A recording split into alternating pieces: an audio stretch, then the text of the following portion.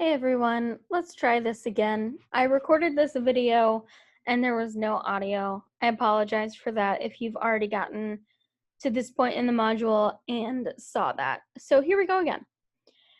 So we need to think about how we are citing our sources orally. In any other class that you're taking, if you have a paper to write, an essay, whether it's a research paper or just another kind of essay where you have to cite your sources, you've learned very specific ways to integrate your citations. Now, there's APA, there's MLA, there's Chicago, there's a whole host of different styles, but those styles are really only applicable to written communication.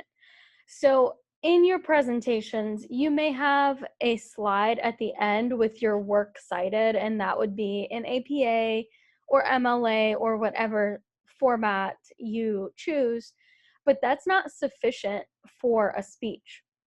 It's really, really important to cite your sources orally when you use them. So anytime you are drawing on an idea that you did not invent, you have to say where you got that information.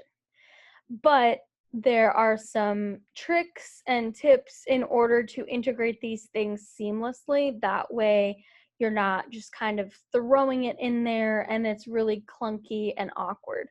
So before I show you this page, I want to show you an example. And I'm going to use an example of one of my publications, just because, might as well. So this is the citation entry for one of my publications. You can see this is an APA. So title of the book chapter, it's in a book, city publisher. How would you cite this in a speech? Do you say all of this information? This citation is 4 lines long, and sometimes citations have 6 different authors, or the title is really long, or a host of other things, and you just physically can't say this whole citation while you are speaking. So here's how you would transform this into an oral citation. Notice that I, as the speaker, am providing my interpretation of this source in a paraphrase, and then I am citing the name of the author, which is me, the date, 2019, and the source, which is the book called Case Studies in Sports Communication. I guess it's just sport communication. And then that's it. This is a big idea, and I'm providing the context. So I'll just read this. One unique perspective on the crisis communication during the Sandusky scandal comes from rhetoric scholar Rebecca Alt, who, in a 2019 essay in Case Studies in Sport Communication, argued that team captains Michael Motti and Michael Zordich advanced a discourse of renewal rather than image repair. That's a big idea. You can also include direct quotes, but for the most part, you're going to be paraphrasing your sources, and you're going to be bringing in information at various points, and you have to attribute those sources. So let's look at some tips and tricks for different kinds of sources and how to do this. So this is a page in Canvas, and I have it linked from probably wherever you're accessing this video in Canvas.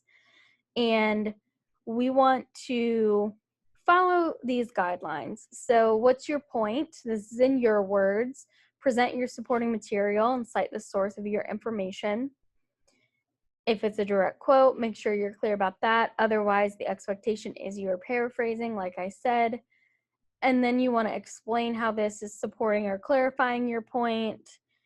And be sure to explicitly explain the purpose of bringing the source in. So this is a page in Canvas that's relevant for any of your speeches from here on out that require sources. So you may be watching this video in the context of the what's in the news source, and these things here on the screen are pretty much implied based on the prompt of the speech. We know why you're using these sources. However, in future speeches, you do need to make those things clear. So here are some different tips. You can see that I have lots of different types of sources. And if you click the little down arrow, you can see an example of a citation. They are not all the same. Depending on the source, you have to include different information. So let me show you newspaper or periodical publication. You just need the name, credentials, publication, and date. So you can see this example here. White House Chief of Staff George Stephanopoulos asserted in the January 30th, 2000 edition of the Wall Street Journal that President Clinton was the driving force for the welfare to work legislation, not the conservative-dominated Congress. So this is just a seamless integration of a citation. In a peer-reviewed article, which you're probably not integrating yet, but you'll notice that you don't need and same thing with a newspaper, you don't need the title of the article. In fact, I mean, the title is not going to help your audience find this information. So the general rule is you should be including information that the audience would need in order to find the source themselves. So things like the source, what is the newspaper, who is the author. Sometimes article titles are just really long, as I said, so you don't need that, but you do need the date. So those are the things that are going to help.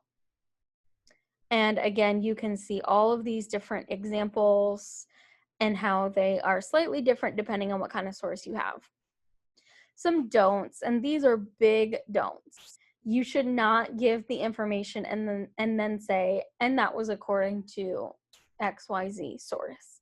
This is extremely lazy, and I know y'all are better than that.